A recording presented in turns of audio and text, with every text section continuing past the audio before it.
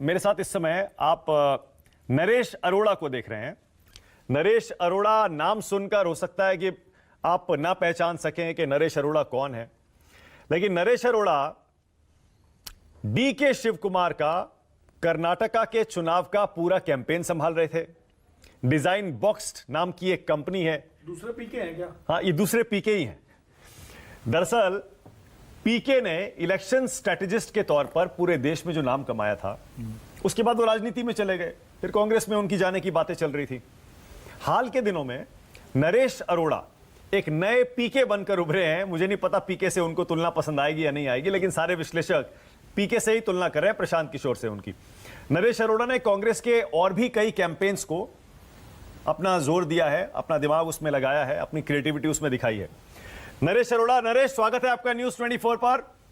जरा बताएंगे आज जो आपने ये नतीजे देखे, आपको एक्सपेक्टेड था यही नतीजे आएंगे या फिर आपको लगा कि जितना एक्सपेक्ट किया था उससे ज्यादा हो गया?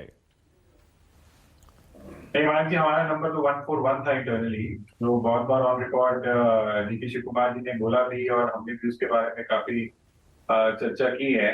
तो 141 और 136 में कोई बहुत लंबा अंतर नहीं है। एक सीट हम 15 वोटों से हारे और कुछ सीटें ऐसे नजदीकी जो रह गई। तो 2 साल से आंकलन चल रहा था, असेसमेंट चल रहा था, तो नंबर उसी बेस पे पब्लिक किया गया था और I think it is a satisfying outcome. Okay, Prashant Kishore से आपको अपनी तुलना पर कोई आपत्ति तो नहीं है, कोई ऑब्जेक्शन तो नहीं है? नाम रखा है माँ बाप ने अच्छा सा, नरेश अरोड़ा, तो वही अच्छा लगता है, बेटर है वो। ओके तो ये जो इलेक्शन स्ट्रेटेजिस्ट का आप काम कर रहे हैं, पर्दे के पीछे ज्यादा काम किया है मुझे लगता है आपने, इसीलिए अभी तक आपकी ज्यादा चर्चा मीडिया में हो नहीं रही थी, लेकिन आज काफी चर्चा हो रही है। आज जो आपकी चर्चा हो रही है ये सही है ना? होनी चाहिए ना? मतलब थोड़ा बहुत क्रेडिट आपको हम दे सकते हैं ना? मानिक जी, मेरे हिसाब से जो लोग बैकरूम जिनका काम रहता है उनको बैकरूम में ही रहना चाहिए। बट कभी कभी ऐसे मौके आते हैं जिसमें फ्रंट पे आके बैटिंग करनी पड़ती है। बट ज्यादा बात ना दिखने या होने की वजह यही है कि कंसल्टेंट का काम दिखना नहीं होता। कंसल्टेंट का काम करना है, और दिखने का काम जिनके लिए आप काम कर रहे हैं, जिस फील्ड में भी कर रहे हैं, उनका है। तो वही रहे तो अच्छा रहेगा, क्योंकि जिसका काम उसी को साजे। ओके, तो चलिए अब जब आप आ ही गए हैं पर्दे के पीछे से सामने कैमरे पर, मैं चाहता हूं थोड़ा सा हमारे दर्शकों को अपने बारे में बता दीजिए। कब से नरेश अरोड़ा इलेक्शन स्ट्रेटेजिस्ट का काम कर रहे हैं और कांग्रेस के साथ और किस किस के साथ आपने कौन कौन से कैंपेन्स किए हैं? पानी जी, हम पिछले 12 साल से design box as an 12 year old organization, 7 साल से हम पॉलिटिकल कैंपेन मैनेजमेंट कर रहे हैं और अभी तक 9 राज्यों में काम कर चुके हैं। कर्नाटक 10वां राज्य है, 11वां राज्य राजस्थान है जहाँ काम कर रहे हैं। और हमारे हेड ऑफिस गुजरात सूरत में है, और बाकी जहाँ जहाँ तमाम जगह जहाँ काम होता है 4-5 जगह हिंदुस्तान में ऑफिस है। और एक अच्छी टीम है जो ओवर द इयर्स बनी है। कांग्रेस पार्टी के साथ ही काम हुआ है आज तक, क्योंकि एक के बाद एक चुनाव में जो भी जैसे भी परफॉर्मेंस रहा उस पर वो सीरीज बनती रही। 2 साल से यहाँ पे कर्नाटक में काम कर रहे थे, और तब कर्नाटक में आए थे जब कर्नाटक के पीसीसी की नक्शा कुछ और था, आज पीसीसी का नक्शा कुछ और है। आपके स्क्रीन पे एआईसीसी के दृश्य दिख रहे हैं, ऐसे ही कुछ दृश्य आज कर्नाटक पीसीसी में भी थे। तो उस समय काम की सब जो है वो भागदौड़ पीके साहब ने हमारे को दी थी, और अपनी तरफ से मेहनत करके कोशिश की है कि उसका अंजाम आए, और मुझे लगता है कि पार्टी को इस अंजाम से खुशी मिली होगी। ओके, तो नरेश अरोड़ा क्या सिर्फ कांग्रेस के साथ ही काम करेंगे या फिर विकल्प आपके ऑप्शंस आपके खुले हैं? महाराज जी, कुछ संजोग ऐसा बनता है कि 2016 में जब पंजाब ने चुनाव काम करना शुरू किया, उसके बाद क्योंकि चुनाव का साइकिल 8 महीने का है हमारे यहाँ पे, लगभग हर 8 महीने में एक स्टेट चुनाव इलेक्शन रहता है, तो उसके बाद एक के बाद एक काम खत्म होने से पहले ही आगे चलता रहा है। तो जब कोई ऐसा मौका दिखेगा तब अपन सोचेंगे। अभी तो कुछ है नहीं, अभी तो hands are full till December. मतलब ऑप्शंस ओपन है ना? कोई भी पार्टी अप्रोच करे तो इलेक्शन स्ट्रेटेजिस्ट के तौर पर आप ओपन है? अभी दिसंबर तक तो गुंजाइश कम है। ओके, और दिसंबर के बाद जो सबसे बड़ा चुनाव आएगा देश का, उसके लिए देखिए कैसे किस करवट ऊंट बैठता है। तो ऊंटों की प्रदेश में ही काम कर रहे हैं, तो देखते हैं किस करवट बैठता है ऊंट, उस पर निर्भर रहेगा। ओके नरेश, अब जबकि आप एक चुनाव की पूरी स्ट्रैटेजी बनाई आपने, कर्नाटक में भी बनाई और राजस्थान में भी बना रहे हैं, बीजेपी ने कहां गलती कर दी आपके हिसाब से कर्नाटक में? आई थिंक बीजेपी जो सबसे बड़ा जो उन्होंने फील्ड ओपन छोड़ दिया वो था स्थानीय मुद्दे। बीजेपी की इंकम्बेंट पार्टी थी, उनकी सत्ता थी, उनके पास सत्ता उनके पास कैसे आई थी ये भी सर्वव्यापक है। सबको मालूम है कि कांग्रेस और जेडीएस की पहले गवर्नमेंट बनी, फिर बीजेपी की गवर्नमेंट बनी, और बीजेपी ने उस गवर्नमेंट में जो गवर्नेंस और स्थानीय मुद्दों पर होती है, जो प्रदेश की सरकार है वो इंटरनेशनल ट्रीटीज या इंटरनेशनल मुद्दे तो सॉल्व कर नहीं सकती, और लोगों को बेसिकली गवर्नमेंट से एक्सपेक्टेशन भी अपनी रोजमर्रा की जिंदगी में जो चीजें इंपैक्ट करती हैं उससे रहती है। बीजेपी ने वो फील्ड छोड़ के जो मुद्दों पे चर्चा की, जिन मुद्दों पे कैंपेन किया, वो आप सब जानते हैं, मैं उसको दोबारा नहीं कहना चाहूंगा। कांग्रेस ने इसके विपरीत जो जनता को मुद्दे प्रभावित करते हैं रोजमर्रा की जिंदगी में, पेट्रोल, गैस, सब चीजें, उनको ध्यान रखा, महंगाई को ध्यान में रखा, और जो लोगों की महत्वाकांक्षाएं हैं युवाओं की, उन सब चीजों को पूरा करने के प्रति काम करने की कोशिश की। इसीलिए 5 गारंटी बनाई गई, और 5 गारंटी के अंदर सभी वर्गों का ध्यान रखा गया कि उनके साथ वो वादे गारंटी के तौर पे किए जा सके जो कांग्रेस पार्टी पूरा करना चाहे। और अगर आपने कुछ दिन पहले एक वीडियो देखा होगा जिसमें डीके शिव कुमार और सिद्धरामैया आपस में बात कर रहे हैं, एग्जैक्टली मैं उसी पे आ रहा था नरेश, मैं उसी पे आ रहा था। नरेश ने दरअसल जब ये चुनाव प्रचार के दौरान अभय जी और विनोद जी वो चर्चा चल रही थी ना कि डीके शिव कुमार और सिद्धरामैया कैसे साथ आएंगे, बीजेपी इनके झगड़े को भुना ले जाएगी, नुकसान हो जाएगा, तो ये नरेश का आइडिया था जहां तक मेरी जानकारी है। एक साथ दोनों को लाए जी, और उसके बाद बाकायदा उनका शूट कराया गया है, एक वीडियो शूट कराया गया जी। और वीडियो बहुत वायरल भी हुआ था। दोनों की बॉडी लैंग्वेज से थोड़ा सा असहज लग रहे थे दोनों क्योंकि उनके मतभेद भी पुराने हैं, लेकिन उस वीडियो ने काफी मदद की थी जनता में यह संदेश देने की कि कोई झगड़ा नहीं। माना वो वीडियो तो बनवाया होगा नरेश जी ने, उसके पहले भारत जोड़ो यात्रा में राहुल गांधी ने दोनों का हाथ पकड़ करके जो दौड़ लगाई थी, वो भी मुझे लगता है कि वो भी नरेश आपका आइडिया था क्या? भारत जोड़ो यात्रा में मैं ज्यादा बात नहीं करना चाहूंगा, मैं इस बात को फोकस नहीं रखना चाहूंगा, क्योंकि उस वीडियो के अंदर मैं उस वीडियो का बात जिक्र क्यों कर रहा हूँ यहाँ पे कि उस वीडियो में भी 1 लाइन या 2 लाइन में चर्चा, बेसिकली वो वीडियो दोनों नेताओं की कैंडिड कॉन्वर्सेशन में वो आपस में बंद कमरे में क्या और कैसे चर्चा करते हैं, किन बातों में चर्चा होती है, पब्लिक डोमेन में डालना था।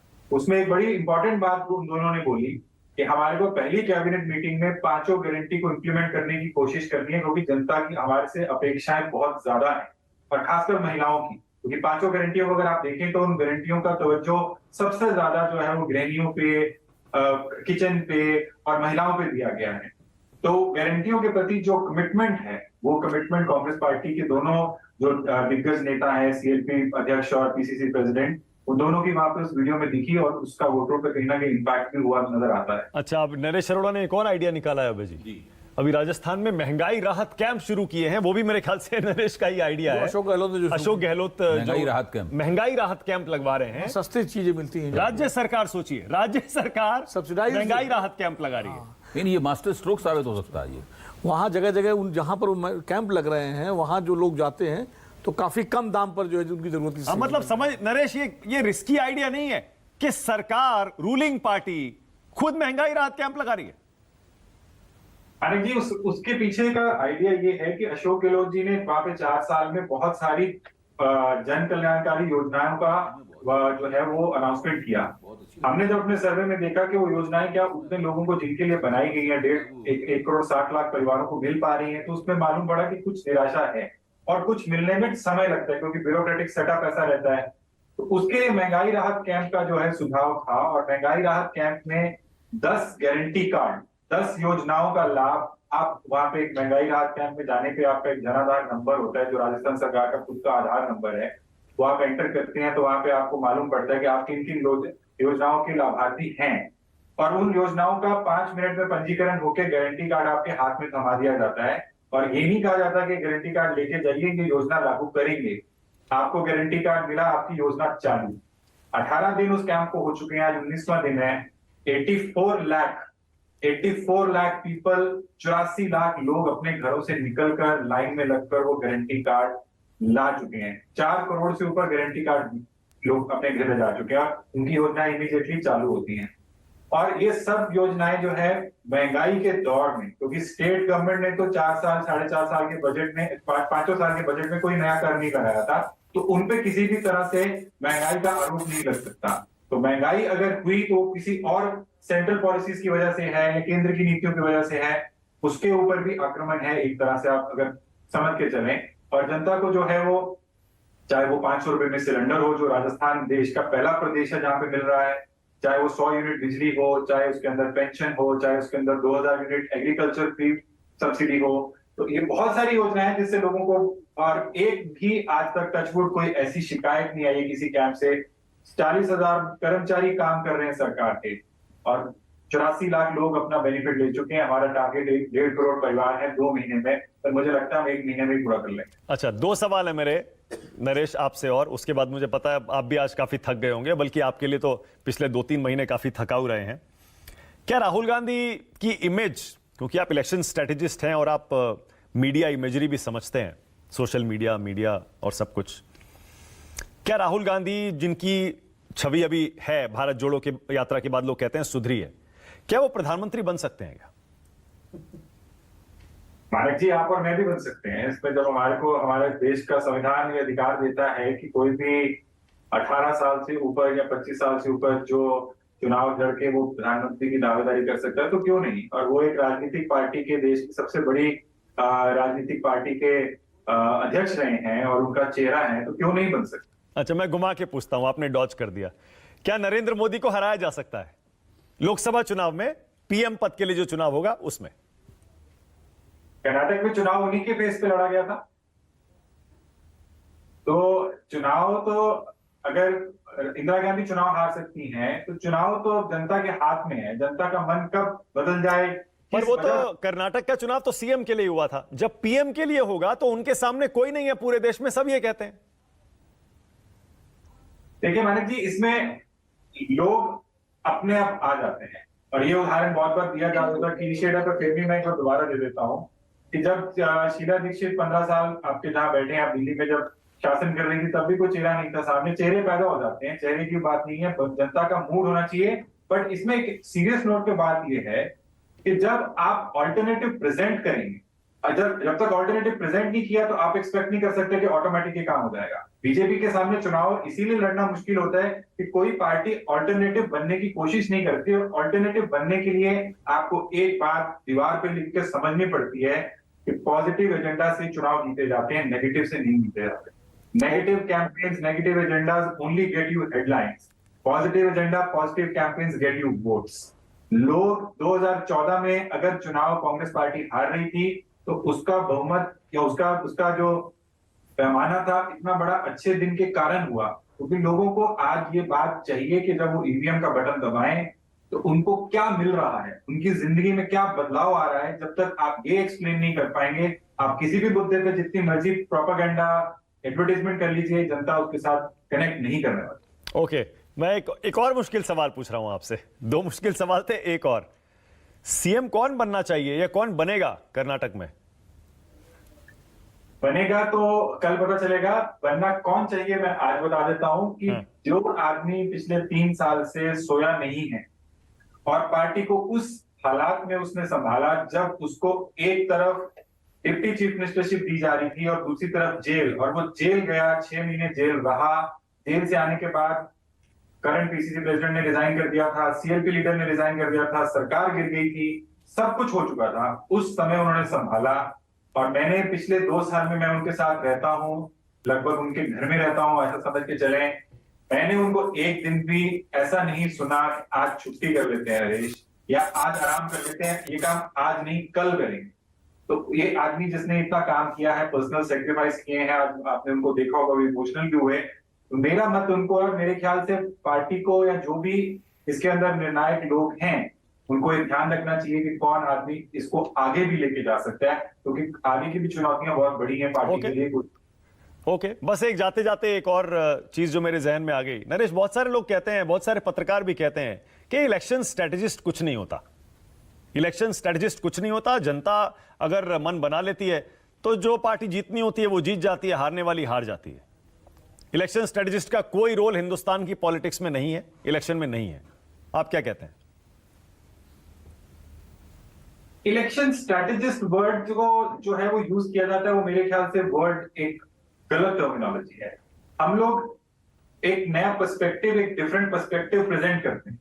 मान लीजिए डीके शिव कुमार जी हैं या अशोक गहलोत हैं, इनको कोई चुनाव लड़ना नहीं सिखा सकता, डीके शिव कुमार आज 1,22,000 मतों से जीत के आए। हिंदुस्तान के इतिहास में शायद ये दूसरी बार हुआ है कि किसी की सीट पे जितने कंटेस्टेंट लड़ रहे थे सबकी जमानत जब्त हो गई। लास्ट टाइम वाराणसी में हुआ था, तो मुझे याद है। मैंने आज से 1 महीना पहले ट्वीट किया था, and I'm sticking my neck out to say that DK Shiv Kumar will win by the highest margin in the state. It happened today. इन लोगों को राजनीति या चुनाव नहीं सिखाया। हम इन लोगों को सिर्फ जो पहलू इनसे मिस हो सकते हैं या हम ऐड कर सकते हैं वो हम बताते हैं।